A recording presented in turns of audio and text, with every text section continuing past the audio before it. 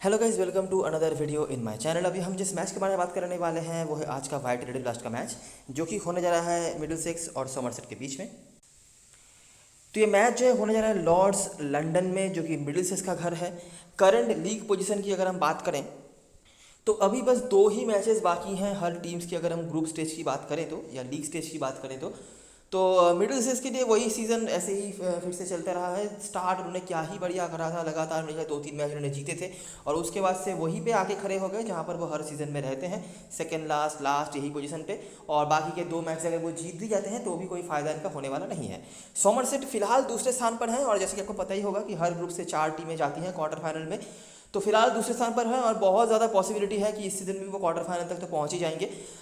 बहुत ज़्यादा कुछ उलटफेर नहीं होता है तो, लेकिन मैथमेटिकली भी अगर उनको कोई चांस नहीं लेना है तो वो चाहेंगे कि ये मैच जीते, मतलब दोनों में से एक मैच अगर वो जीत जाते हैं तो मैथमेटिकल भी सारे जो चांसेस बन सकते थे उनके बाहर निकलने के, क्वार्टर फाइनल में ना पहुंचने के, वो भी बंद हो जाएंगे। तो एक और अच्छा सीजन सोमरसेट के लिए। और एक और एडवांटेज उनको ये मिल सकता है कि रिसेंटली जो ब्रेक हुआ था काउंटी चैंपियनशिप के लिए, वहाँ पे वन ऑफ द टीम्स रही है सोमरसेट, इनको कोई मैच नहीं खेलना पड़ा, तो उनके प्लेयर्स काफ़ी रेस्टेड रहे होंगे, फ्रेश रहे होंगे।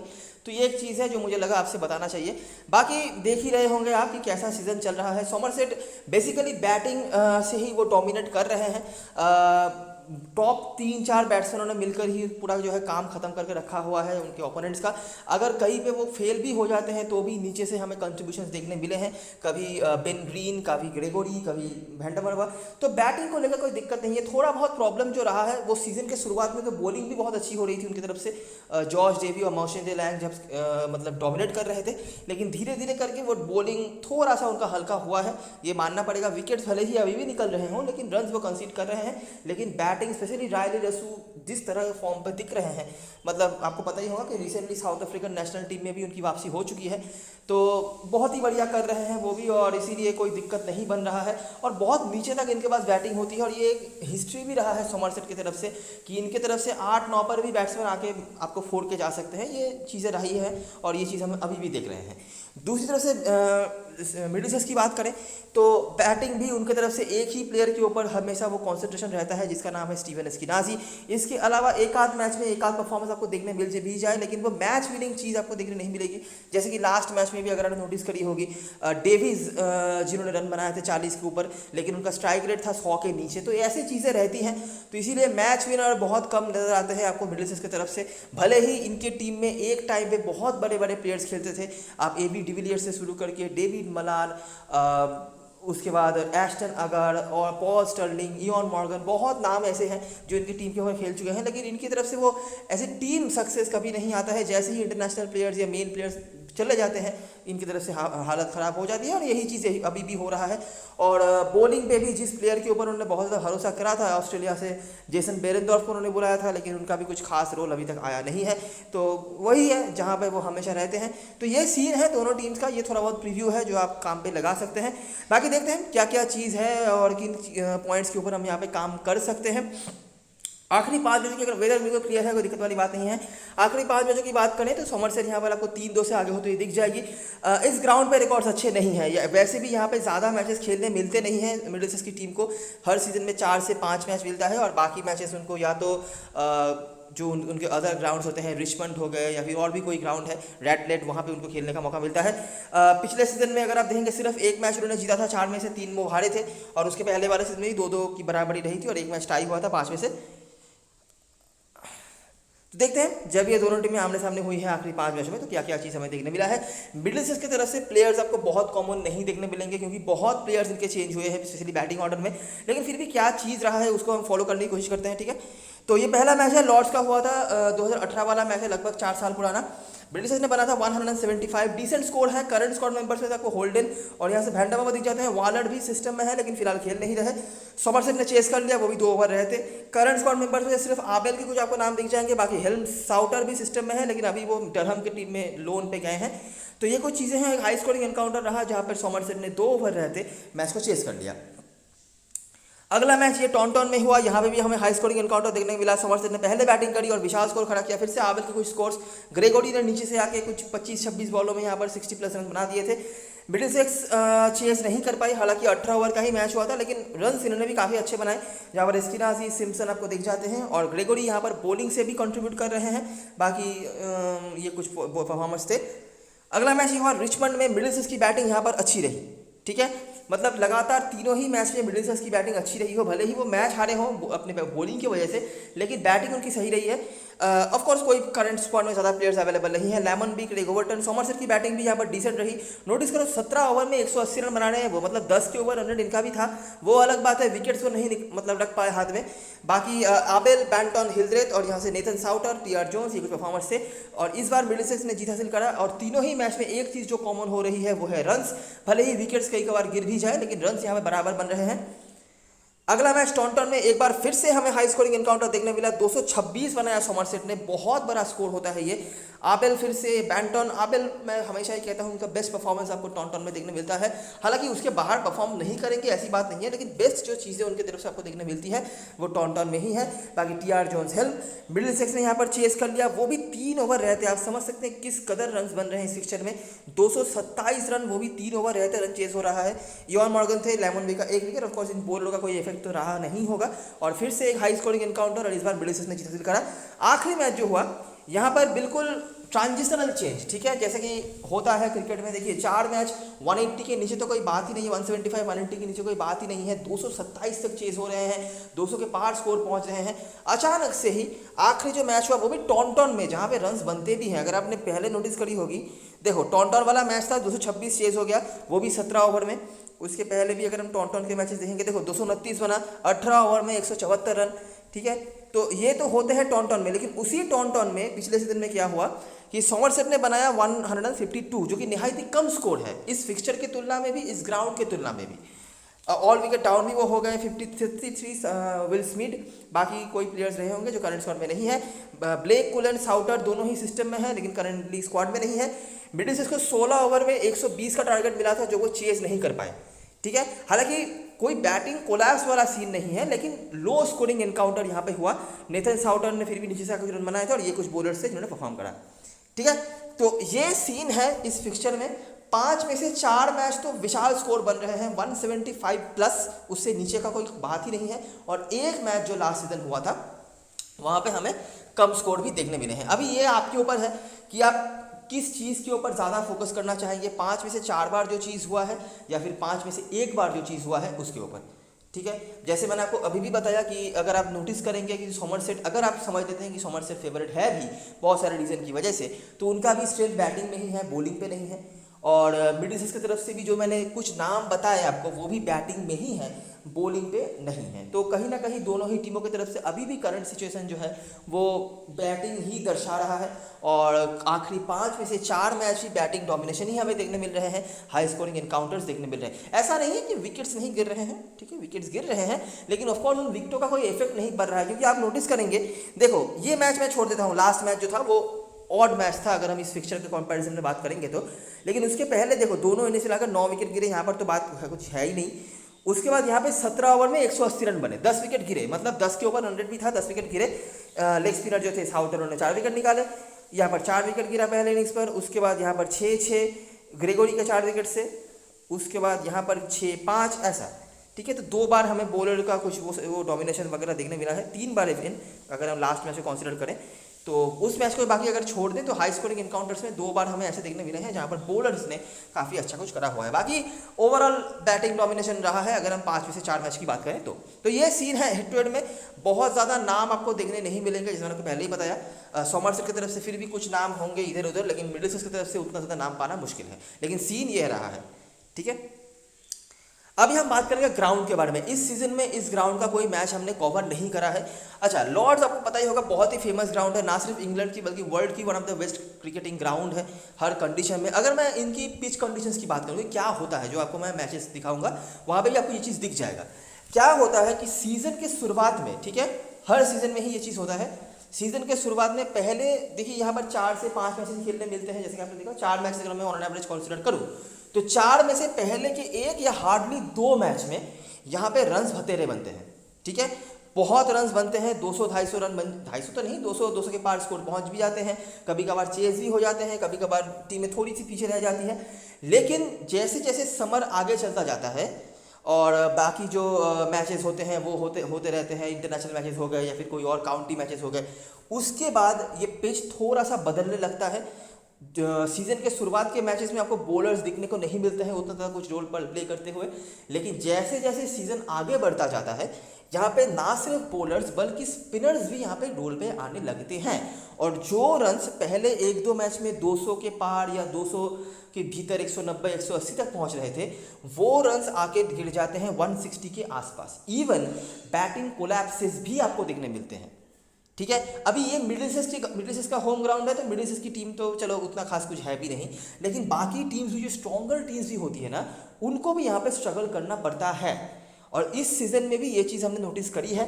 और फिंगर स्पिनर्स का यहाँ पे कुछ ना कुछ रोल आपको देखने मिलता है, जो काफ़ी ऑड होता है। जनरली आपको ऐसे ग्राउंड ज़्यादा देखने नहीं मिलते हैं इंग्लैंड में, बहुत ही गिने चुने ग्राउंड्स हैं, जैसे कि चेल्सफोर्ड का ग्राउंड हो गया, उसके बाद केनिंगटन ओवल, वो भी लंदन में ही है, तो वहाँ पे आपको फिंगर स्पिनर्स कभी कभार देखने मिल जाते हैं। लेकिन यहाँ पे भी ये चीज़ होता है, अगर आप सीजन के पहले एक दो मैच से कंपेयर करेंगे तो फिंगर स्पिनर को तो मतलब तोड़ के रख देते हैं बैट्समैन, लेकिन उसके बाद धीरे धीरे यहाँ पे जब क्रैक्स आने लगते हैं, पिच में कुछ उछाल में बदलाव होने लगता है, तब यहाँ पे फिंगर स्पिनर्स भी रोल पे आने लगते हैं।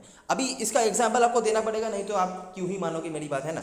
अच्छा, तो देखते हैं, अगर हम इंडिविजुअलिटी पे आ जाए तो एक नाम करंट स्क्वाड मेंबर्स में आपको देखने मिल जाएगा, वो है टॉम हेल्म। स्टीवन फिन बहुत ही बढ़िया रिकॉर्ड होल्ड करते थे लॉर्ड्स के ग्राउंड पे, लेकिन वो अभी खेलते नहीं है, वो ससेक्स की टीम में चले गए हैं।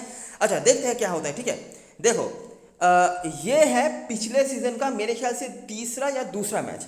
रन कितने बने? मिडिलसेक्स ने बनाया था 183 फॉर 2। एक नाम यहाँ पे आपको नोटिस करना है, जिनका नाम होगा स्टीवी एस्किनाजी। कैसा है, क्या है, नोटिस करो। देखो 102 रन बनाया, बाकी क्रैकनेल के कुछ स्कोर्स, मिचेल के कुछ स्कोर्स, पेसर के साथ स्पिनर का एक विकेट। एसेक्स ने वो चेज नहीं कर पाया, चेज कर दिया उन्होंने, 8 विकेट भले ही गिरे हों, जहाँ पर मिचेल, हेल्म और ये कुछ बॉलर्स से जिन्होंने परफॉर्म करा। ठीक है, जिनमें से ग्रीन का नाम आपको थोड़ा ज़्यादा फोकस करना पड़ेगा रिसेंट समय में। और एसेक्स ने एक हाई स्कोरिंग एनकाउंटर का मैच हुआ, ठीक है, जहाँ पर 2 विकेट से उन्होंने मैच जीत लिया। अगला मैच मिडिलसेक्स बनाम ससेक्स, नोटिस करो जून 24 को ये मैच हुआ था। ठीक है, लगभग एक हफ्ते बाद ये हुआ जुलाई 1 को मैच। सेम ग्राउंड पे फिर से मिडिलसेक्स खेलने आई, लेकिन रन कहाँ पे आ गया, लगभग 20 रन कम बन गए। ठीक है, 166, लेकिन कॉमन रह गए कौन? एस्किनाजी। साथ में होल्डन के कुछ स्कोर्स, क्रैकनेल के कुछ स्कोर्स, पेसर्स का अपर हैंड यहाँ पर भी। ससेक्स को चेस तो दूर की बात है, 20 ओवर खिलाया भी और रन भी नहीं बनाने दिया। 103 किसने लीड किया? हिल्म आपको दिख जाते हैं, बाकी फिन, मुजीब और नेथन साउटर जो लेग स्पिनर हैं, उन्होंने 3 विकेट निकाले और ब्लेक करन के 3 विकेट्स। ठीक है, एक हफ्ते के बीच में रन कहाँ से कहाँ पहुँचा आप देख सकते हैं। ठीक है, 180 के पार वो स्कोर पहुँचा था पहले मैच में, 183 था जो चेज भी हो गया था। उसके बाद 166, चेज होना तो दूर की बात, मतलब लटका के रख दिया चेसिंग टीम को, अगर मैं सिंपल भाषा में बताऊं। 20 ओवर खिलाया भी और 103 रन उन्होंने सिर्फ बनाए। ठीक है, और आप नोटिस कर सकते हो साउटर ने 3 विकेट निकाला हुआ था 13 रन देकर। अगर मैं समझ लूँ कि 3 ओवर या 4 ओवर उन्होंने बॉलिंग कराई तो इनकी इकोनॉमी कैसी रही होगी आप समझ सकते हो। ठीक है, और लास्ट जो मैच हुआ था वो था ये, और नोटिस करो, देखो रन्स और कम होते जा रहे हैं। 157 इस बार किसने लीड किया? कलन ने, बाकी साउटर, हेल्म के परफॉर्मेंसेस थे। मिडिलसेक्स 80 पर निपट गई, 16 ओवर में उन्होंने बनाए 80 रन। पेसर्स का अपर हैंड था, बाकी एक स्पिनर यहाँ पर थे जो मतलब पहला ही सीजन था ऑफकोर्स केंट की तरफ से, जब उनके कोविड के चलते मेन फर्स्ट टीम के सारे प्लेयर्स आइसोलेटेड हो गए थे, तो एलियट हुपर नाम के एक बॉलर थे जो ऑफ स्पिनर थे, लेफ्ट आर्म ऑर्थोडॉक्स कोई स्पिनर थे, तो उन्होंने यहाँ पे 3 विकेट निकाला हुआ था और उनकी भी इकोनॉमी वही 4-5 के भीतर रही है। ठीक है, कॉम्पिटिशन आप देख सकते हो। मैं पिछले सीजन के आखिर के मैचेस की बात कर रहा हूँ। क्यों बात कर रहा हूँ? क्योंकि इस सीजन का आखिरी मैच है इस ग्राउंड पे ये, तो कंपैरिजन आपको समझना पड़ेगा। देखो रन्स की आप ग्राफ नोटिस करो, 183 2 विकेट के नुकसान पर वो चेज भी हो गया। वो भी किसने चेज किया? एसेक्स ने, जो इतनी बड़ी बैटिंग टीम है भी नहीं। स्पिनर का उतना कुछ खास नहीं है, विकेट है लेकिन पेसर्स हैं और बाकी रन्स बतेरा बना। उसके बाद एक हफ्ते बाद हम आए जुलाई 1 को, 166 का स्कोर बना। चेज तो दूर की बात, लटका के रख दिया चेसिंग टीम को। स्पिनर्स ने बहुत डोमिनेट करा, लेकिन एक नाम कॉमन था जो कि था एस्किनाजी का। और लास्ट जो मैच हुआ, जो 15 दिन बाद हुआ, जुलाई 1 के बाद जुलाई 16 को हुआ ये मैच, रन्स और कम बनने लगे और चेजिंग टीम ने और भी यहाँ पे कई गुजरी इनिंग्स खेली, 80 रन उन्होंने बनाए। स्पिनर्स का रोल फिर से हमें देखने मिला और यहाँ पे शायद इसकी राशि खेले नहीं होंगे या फिर उनका कोई परफॉर्मेंस नहीं रहा होगा। ठीक है, तो ये है सीन। अभी देखते हैं इस सीजन में भी 3 मैचेस हुए हैं, तो इस सीजन में भी ऐसी चीज़ें होती हैं या नहीं। नोटिस करो, पहला मैच जून 9 को हुआ, सर ने बनाए 208 रन, विशाल score. Anderson, Behrendorff, Green, Helm, टीआर जो सबके परफॉर्मेंसेस हैं। मिडिल से चेस तो नहीं कर पाई लेकिन 188 उन्होंने ही बनाए। फिर से आपको एस्किनासी दिखते हैं, होल्डन दिखते हैं, हॉलमन। अच्छा, क्रिस ग्रीन बॉलिंग फर्स्ट में एक चीज़ नोटिस करना है, ठीक है। देखो बॉलिंग फर्स्ट में 1 विकेट, 46 के ऊपर रन। अभी यार 46 रन लगभग 3 विकेट के बराबर है, तो लगभग 4 विकेट के बराबर उन्होंने पॉइंट्स दे दिया फैंटेसी की तरफ से अगर देखेंगे तो। ठीक है, बाकी एस्किनासी हैं, होल्डन, हॉलमन है। पेसर्स का अपर हैंड, फिर से सेम चीज़ बिल्कुल उस सीजन में भी पहले मैच में यही हुआ, इस सीजन के पहले मैच में भी यही चीज़ हुआ। अगले मैच पर आ जाते हैं, ये हुआ था कब, जून 9 को, ये हुआ जून 19 को, 10 दिन बाद क्या हुआ, रन कहाँ पे आ गया देखो 141। समझ रहे हो चीज़ क्या हो रहा है। फिर से देखो ग्रीन 2 विकेट, ठीक है, ऊपर आपने क्या देखा था, लगभग 4 विकेट के बराबर पॉइंट, यहाँ पर 2 विकेट। फिर से हेल्म है, एंडरसन है, ये कुछ बॉलर्स से। मिडिल से इसने चेस कर लिया। एस्किनासी के अलावा सिम्पसन, क्रैकनेल, इन्होंने भी परफॉर्मेंसेस करे हैं। क्रैकनेल का भी बीच बीच में नाम आया है। एस्किनासी लगभग कंसिस्टेंट है, बाकी नाम इनकी इर्द गिर्द बदलते रहते हैं। और लास्ट मैच जो हुआ था, रन्स उसी रेंज में आ गया, रन थोड़ा सा यहाँ पर ज़्यादा बना, आप कोशिश ये कंसिडर कर सकते हो। 161। फिर से नोटिस करो ग्रीन, ठीक है, 3 विकेट के बराबर पॉइंट। बाकी ये कुछ बॉलर्स थे, मिडिल से चेज नहीं कर पाई, फिर से चेजिंग टीम लटक गई। ठीक है, 20 ओवर खेला भी, 8 विकेट गिरे भी और रन भी नहीं बना पाए। एस्किनासी है ही, बाकी जैसा मैंने बताया इनके आजू बाजू नाम बदलते रहते हैं। पेसर्स के 5 विकेट और साइमन हर्मन ने यहाँ पर अकेले 2 विकेट निकाले थे और उनका भी इकोनॉमी वही 4-5 के आसपास रहा है। ठीक है, तो पेसर ज़्यादा होते हैं, एक लौते स्पिनर थे तो उन्होंने 2 विकेट निकाला, बाकी 4 पेसर्स ने मिलकर 5 विकेट निकाला। सिंपल बात है, सिंपल सी चीज़ है। तो आज के मैच में आप क्या उम्मीद रख सकते हैं, अगर हम थॉरोली फॉलो करें तो वही चीज़ इस सीजन में भी हो रहा है। पहले 1-2 मैच में फिर भी रन बने, आपने देखा चेजिंग टीम ने यहाँ पे फिर भी रन बनाया था 17 ओवर में 143, बुरा नहीं है 3 विकेट खो के। लेकिन जैसे जैसे मैचेस आगे बढ़ते जाते हैं चीज़ें यहाँ पे ऐसी ही होती जाती हैं। जून 23 को आखिरी मैच हुआ था, उसके लगभग 8-9 दिन बाद आज ये मैच, 8 दिन बाद ये मैच हो रहा है। तो आप अगर चीज़ें वैसी ही रहती हैं तो फिर से आप ऐसी चीज़ें उम्मीद रख सकते हो कि लो स्कोर बनेंगे, स्पिनर्स का रोल आएगा और फिंगर स्पिनर स्पेशली दूसरे इनिंग्स पे आपके लिए बहुत इंपॉर्टेंस रखने वाले हैं। क्रिस ग्रीन तो एक नाम मैंने आपको दिखा दिया, इस सीजन में पहले मैच में 4 विकेट के बराबर पॉइंट, उसके बाद 2 विकेट प्लस कुछ और ऐड हो सकते हैं और उसके बाद भी 3 विकेट के बराबर पॉइंट। बॉलिंग फर्स्ट में क्रिस ग्रीन बहुत ही इंपॉर्टेंट प्लेयर बन जाते हैं और बैटिंग से एस्किनासी, ये कंसिस्टेंट है, इसके इर्द गिर्द नाम बदलते रहते हैं। ठीक है, कभी कोई आते हैं, ये ज़्यादा प्रेडिक्टेबल नहीं है लेकिन ये दोनों लगभग प्रेडिक्टेबल रहे हैं। और इसके अलावा एक आध करके लोगों के विकेट्स रहे हैं, वो कुछ ज़्यादा कुछ नहीं है बताने लायक। ठीक है, तो ये है पूरा सीन, ये है पूरी चीज़ें जो मैंने आपको बहुत टाइम लेके समझाने की कोशिश करी है। आई होप आप समझ पाए होंगे कि मैं क्या बताना चाहता था। अगर आप लॉर्ड्स के ग्राउंड पे बाकी इंटरनेशनल मैचेस वगैरह देखेंगे तो शायद आपको ये चीज़ समझ में नहीं आए, लेकिन अगर आप थॉरोली फॉलो करेंगे ना इस यहाँ पे डोमेस्टिक मैचेस को तो आपको समझ में आएगा कि मैं क्या बताना चाहता हूँ। क्योंकि लॉर्ड्स के ग्राउंड में बहुत ही मेरे एक्सपीरियंसेस अच्छे रहे हैं, तो मैं चाहता हूँ कि ये चीज़ आप खुद भी समझें और मैं क्या बताना चाहता हूँ वो चीज़ों को आप थॉरोली समझ पाएँ। ठीक है, तो आई होप आपने सब कुछ समझ लिया होगा। हेड टू हेड की बातें हमने पहले कर दी है।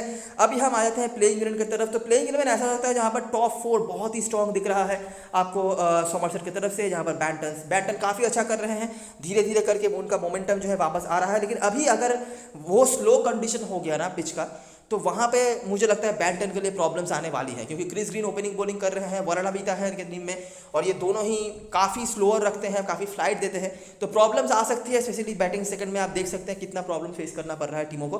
तो उस हिसाब से बाकी बैटन मेरे ख्याल से डिफॉल्ट कीपर होने चाहिए। इसके अलावा विल स्मिथ है, Riley Rossouw, Abell Lammonby, Gregory, Ben Green, Luis Goldsworthy, Vandermerwe, Peter सिरर और जॉर्ज डेवी, ये इनका प्लेइंग 11 रहा है लास्ट मैच में और ऐसा ही रहना चाहिए इस मैच में भी। इनमें से जो प्लेयर्स आपको रखने पड़ेंगे, विल स्मिथ अभी के लिए मैं अपनी टीम में मौका नहीं दे पा रहा और मैं किसी भी तरीके से इस मैच में ज़्यादा टॉप ऑर्डर के प्लेयर को लेने का सजेशन नहीं दूंगा। कहीं ना कहीं हमें ऐसा अंदाज तो लग रहा है कि हो सकता है कि ये मैच लो स्कोरिंग मैच हो और विल स्मिथ एक तो स्ट्रगल कर रहे हैं थोड़ा बहुत और रिसेंटली जो देखा गया है इनका कि स्पिनर्स के अगेंस्ट में या स्लो कंडीशंस में इनको थोड़ा सा दिक्कत तो होता ही है। बाकी देखिए मिडिलसेक्स की टीम से मुझे बहुत उम्मीद नहीं है। अगर आप परसेंटेज देख के जाना चाहते हैं आप रख सकते हैं, ये मेरा पॉइंट ऑफ व्यू है, या अगर चाहे तो काम पे लगा सकते हैं। रायली रसू आप छोड़ना तो नहीं चाहेंगे, लेकिन काफ़ी लोग कैप्टन बना रहे हैं, वो शायद मैं सजेस्ट नहीं करूँ। टीम में बिल्कुल रख सकते हो, स्पेशली चेसिंग में इनके रिकॉर्ड बेहतर होते हैं।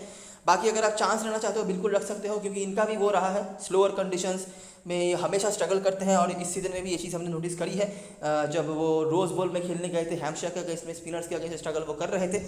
आबेल ठीक ठाक रिकॉर्ड्स हैं, ठीक ठाक प्लेयर हैं, और इनको मुझे लगता है आप कंसिडर करके चल सकते हो। कुछ ना कुछ पॉइंट्स आपको देखे जाएंगे ही। उसके बाद लेमन भी है, ग्रेगोरी, बेन ग्रीन। ग्रेगोरी का रखना पड़ेगा, ये फॉर्मेट ग्रेगोरी को छोड़ने लायक फॉर्मेट नहीं है।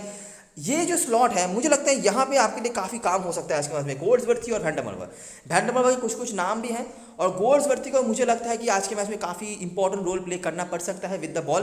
बाकी देखते हैं, देखिए अभी हमें पता तो नहीं है, यह हम पिछले सीजन की चीज़ों को देखे क्रेडिट कर रहे हैं। अभी अगर पिच बदल गई हो, कुछ हुआ हो, तो शायद चीज़ें उतनी स्ट्रेट फॉरवर्ड नहीं भी हो, लेकिन मेरे ख्याल से दोनों में से एक तो पक्का आपकी टीम में होने चाहिए। गोड्सवर्थी आपको बैटिंग सेक्शन में मिल जाएंगे, बॉलिंग क्वेश्चन भी आपको दे देंगे, तो वो मेरे ख्याल से एक सेफ पिक होने चाहिए आपको वहाँ से। बाकी पीटर सिरल है, जॉर्ज डेवी है, इनमें से जो प्लेयर्स हम जरूर से रखेंगे। रायली रसू, आबेल और मोस्ट प्रॉब्ली बैंटन को भी हम लेकर चल लेंगे, कोई दिक्कत वाली बात नहीं है। उसके बाद ग्रेगोरी, इन दोनों में से एक तो मस्टली रखेंगे, दोनों को भी हम रख सकते हैं, ठीक है। तो यहाँ से हमारे लिए 6 प्लेयर्स हो गए, और पीटर सिरल को लेकर 7 प्लेयर्स। इसके अलावा जिनको हम ऐड कर सकते हैं वो लेमन भी होते हैं। लेमन भी बहुत ही खतरनाक प्लेयर है, हालांकि कंडीशन उनको कितना हेल्प करेगा मुझे पता नहीं, लेकिन इनको ज़्यादा टाइम नहीं लगता है बहुत ज़्यादा मैच बदलने के लिए, और बॉलिंग भी ठीक ठाक करवा रहे हैं। तो ये है हमारे 8वें प्लेयर। इन 8 पे से हमें 5 या 6 प्लेयर्स को लेकर चलना है। बात करते हैं मिडिल सिक्स की तरफ से, तो जो 2 प्लेयर्स ऑलरेडी हमारे टीम में होंगे वो हैं एस्किनाजी और यहाँ से क्रिस ग्रीन, ये दोनों पक्का है। इसके अलावा होल्डन आप रख सकते हैं। देखिए एस्किनाजी के इर्द गिर्द जो नाम है बदलते रहते हैं, कोई कॉन्सिस्टेंट नाम नहीं है। कभी होल्डन है, कभी क्रैकनेल है, कभी सिम्सन है, तो वो आप देख सकते हैं। होल्डन बेहतर कर रहे हैं, तो इसी हिसाब से मैं बोल रहा हूँ, होल्डन के परफॉर्मेंसेस बेहतर रहे हैं। एंडरसन आप छोड़ना नहीं चाहोगे, क्योंकि इनको डिसेंट जगह पे बैटिंग बॉलिंग दोनों मिल रही है। इसके अलावा नीचे आएंगे तो टॉम हेल्म इस ग्राउंड पे अच्छा कर रहे हैं, इनके पास्ट में रिकॉर्ड्स भी बेहतर रहे हैं, और बॉलिंग फर्स्ट में डेफिनेटली लेने वाला प्लेयर है, बॉलिंग सेकंड में भी आप ले सकते हो। बेरेंदोर्फ खास कुछ नहीं करवा रहे हैं, लेकिन फिर भी मैं कहता हूँ कि बॉलिंग सेकंड में अगर आप चाहो रख सकते हो, लेकिन खास कुछ सच में नहीं दिख रहा है बेरेंदोर्फ की तरफ से। जितना नाम इनका रहा है उतना काम उनका नहीं हो रहा है। एक बॉलर मैं कहना चाहूँगा वो है थिलन वराडावीता। वैसे तो ठीक ठाक विकेट वो निकाल रहे हैं, लगभग एक आध करके विकेट निकाल रहे हैं, थोड़ी सी बैटिंग कर सकते हैं, लेकिन अगर ये चौथा मैच है इस ग्राउंड पे, और अगर हम स्पिनर्स का यहाँ पे बहुत ज़्यादा कुछ रोल एक्सपेक्ट कर रहे हैं, तो वराडावीता मुझे लगता है एक ट्राइबल ऑप्शन है, ठीक है। और ये बैटिंग भी थोड़ी बहुत कर लेते हैं, बॉलिंग सेकंड में तो डेफिनेटली आप ट्राई कर सकते हैं, इवन बॉलिंग फर्स्ट में भी आप इनकी तरफ एक बार देख सकते हैं। थोड़ा बहुत आप समझ सकते हैं कि हम हमारा टीम जो है बॉलिंग हेवी की तरफ देख रहे हैं, तो यहाँ से वराडावीता, यहाँ से हॉलमन, जो हाँ ये दोनों जो स्पिनर्स हैं, ग्रीन तो है ही, इन दोनों में से किसी एक को आप लेकर चल सकते हैं, दोनों ही बैटिंग क्वेश्चन दे सकते हैं। वराडावीता मुझे थोड़ा ज़्यादा यहाँ पे इसीलिए लग रहा है क्योंकि ये फिंगर स्पिनर है, ठीक है। हॉलमन लेग स्पिनर होंगे तो उनको रिस्ट पे ज़्यादा काम करना पड़ेगा, तो हो सकता है पिच उतना अगर स्लो हो जाए तो शायद उनको उतना हेल्प ना करे, लेकिन ये क्योंकि क्रैक्स का इस्तेमाल करने वाले हैं वराडावीता, तो कहीं ना कहीं मुझे ऐसा लग रहा है कि वराडावीता आपके लिए इंपॉर्टेंस ज़्यादा रख सकते हैं, ठीक है। तो दोनों में से एक को लेकर चल सकते हो, बाकी ग्रीन और वहाँ से वैंडरमर्वर तो हमारे लिए हो ही गए, और यहाँ से गोड्सवर्थी, हॉलमन और वराडावीता, ये 3 में से कोशिश करना 1-2 को लेकर चलने की। बेंच में ये कुछ प्लेयर्स हैं जो मुझे लगता है नहीं खेलने का मौका मिलेगा। कैप्टन वाइस कैप्टन चॉइस की बात करें तो समरसेट की तरफ से फिलहाल के लिए रसू और ग्रेगोरी के इर्द गिर्द लोग जा रहे हैं, और उसके बाद बैंटन, इन तीनों के आसपास लोग जा सकते हैं, और ये तीनों ही मेरे लिए कैप्टनसी मटेरियल आज के मैच में नहीं है, सही बता रहा हूँ। ग्रेगोरी को आप बना भी सकते हो, क्योंकि मतलब रिकॉर्ड्स डिसेंट हैं, और बैटिंग बॉलिंग दोनों तरह से पॉइंट देंगे। बाकी लॉजिकल मुझे लग नहीं रहा है आज। यहाँ से स्मिथ, वैंडरमर्वर, गोड्सवर्थी में से कोई एक, और आबेल। बिल्डिंग की तरफ से एस्किनाजी, एंडरसन में से दोनों को ही आपको लेकर चलना है। एस्किनाजी शायद अगर सीजन का पहला मैच होता या दूसरा मैच होता मैं कह भी देता, लेकिन अगर हमें लो स्कोरिंग मैच की टीम बनानी है तो शायद हम बैट्समैन की तरफ नहीं जाएं।